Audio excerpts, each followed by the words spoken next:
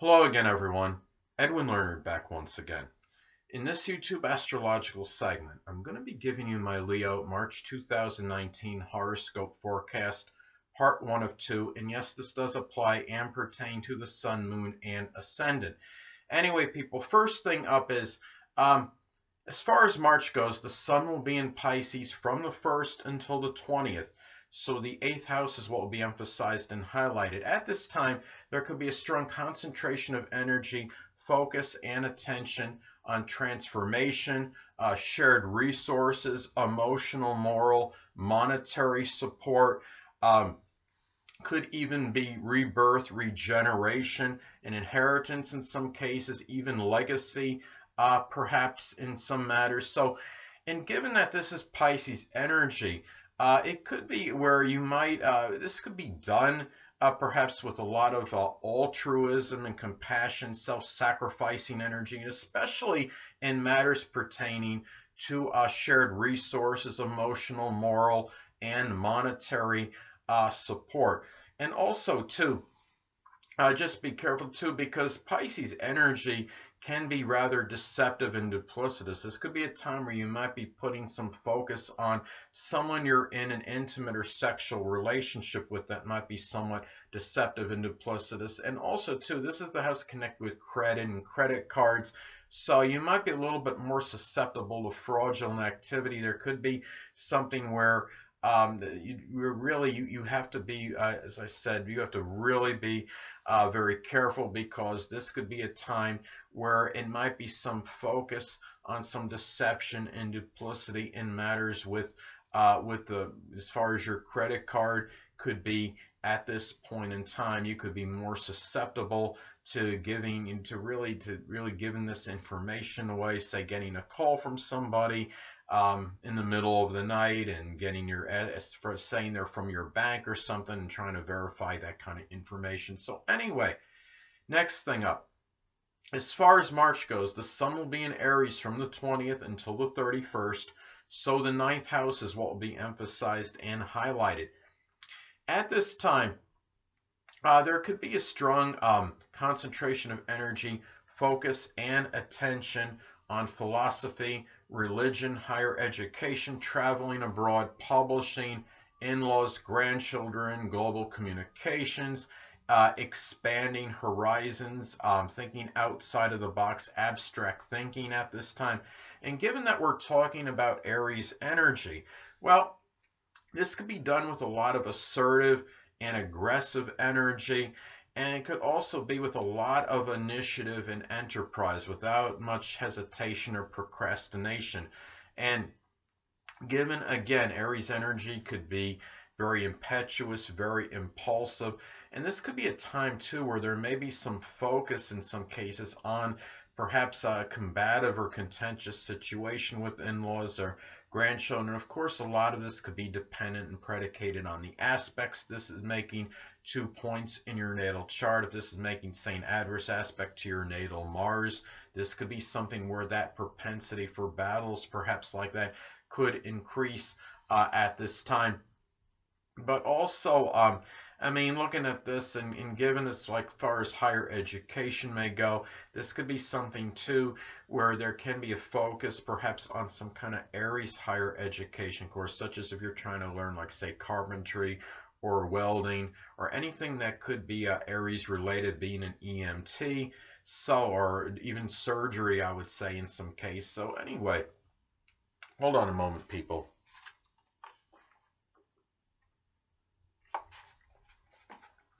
Sorry, next thing up is there will be a new moon in Pisces on March 6th. So the 8th house is what will be emphasized and highlighted. Now at this time, some cases this could be about a new perhaps spiritual transformation, or perhaps one associated with the metaphysical, which can include astrology, even maybe a detox in some cases.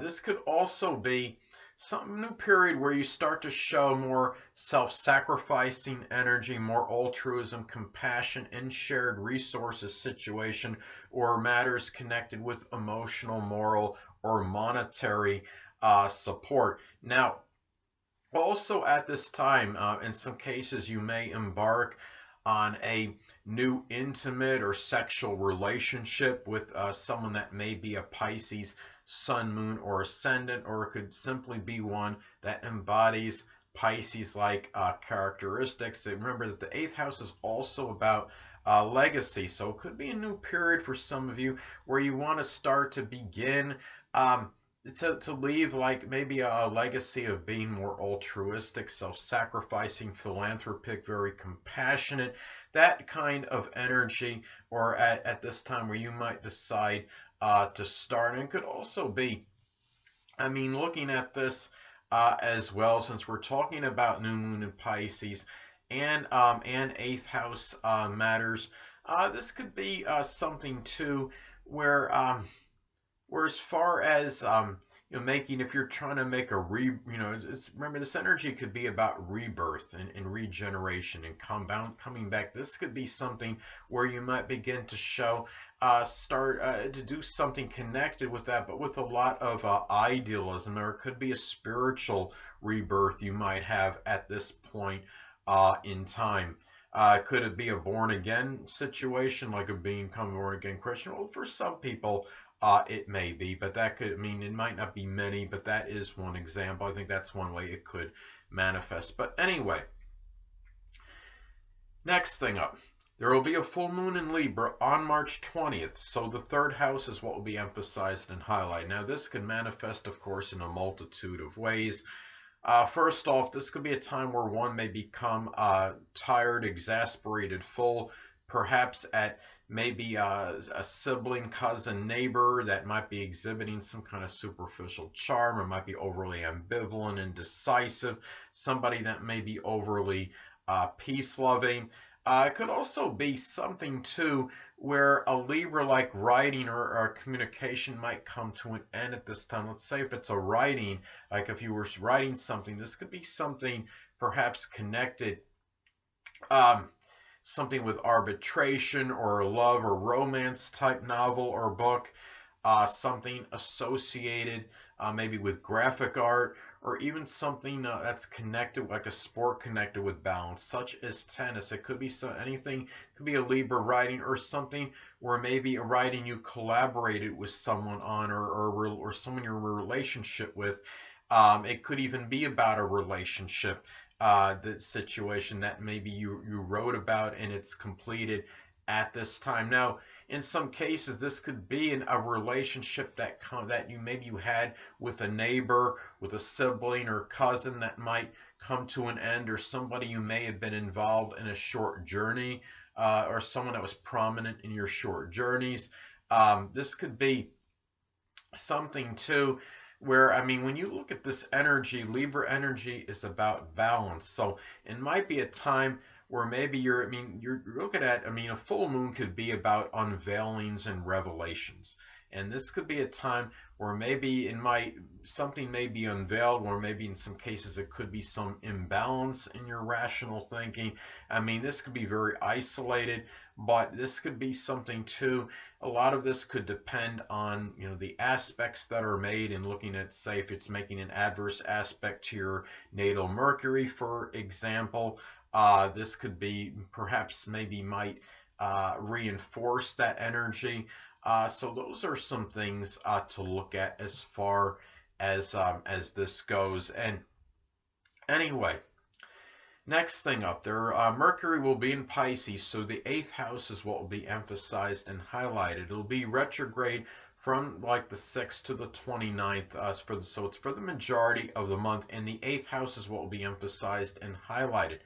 Well, at this time, first off, it might be one way this could manifest. It could be about rather ambiguous and cryptic communications, perhaps with someone you're in a shared resources situation with, or someone you're in an intimate or sexual situation with.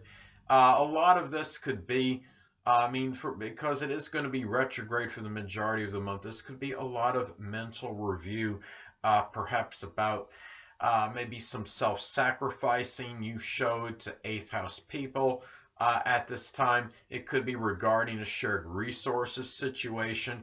And also remember too, that Mercury can also be about siblings. This could be where it could be a Pisces sun, moon, or ascendant sibling, or simply one that embodies Pisces-like characteristics, might figure prominently in eighth house matters, such as you making a major change or transformation.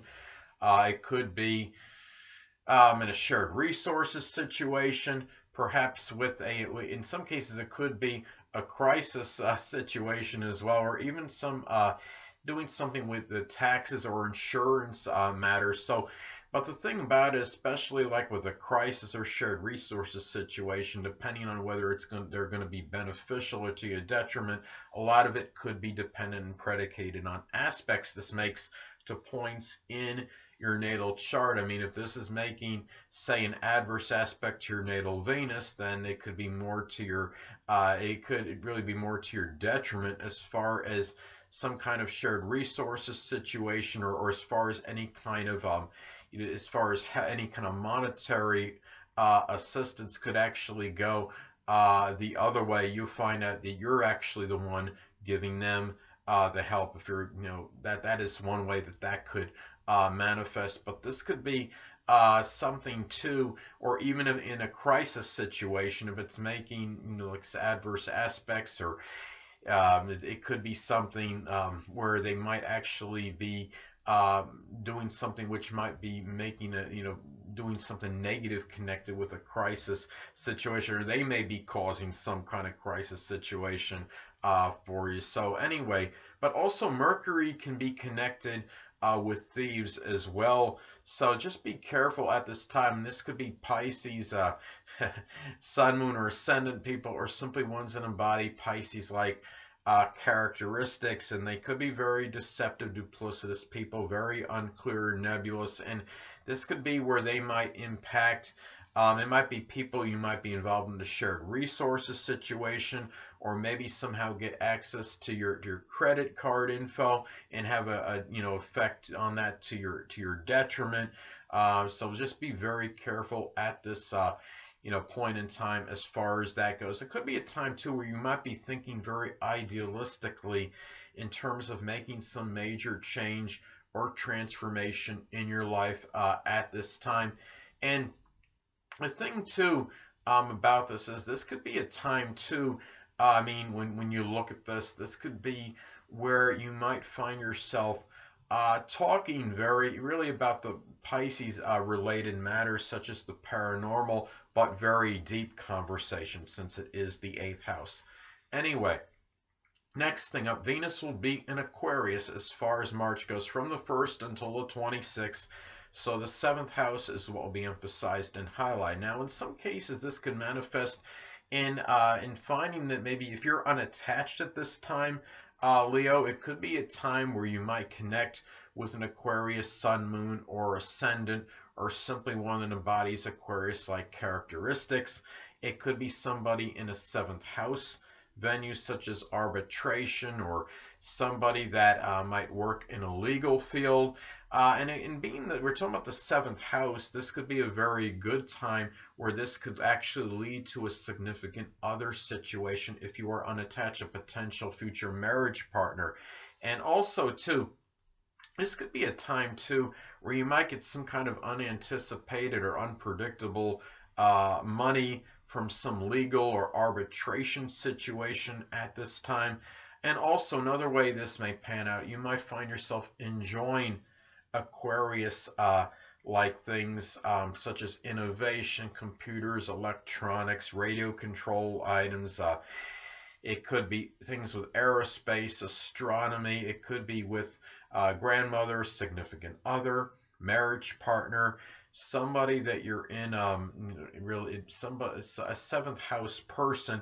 And it could also be where you might find yourself spending selflessly on 7th house people at this time. And also, I mean, that's really, I mean, those are some ways that this may pan out. So anyway, last but not least, Venus will be in Pisces as far as March goes, from the 26th until the 31st. So the 8th house is what will be emphasized and highlighted. Hold on a moment, people.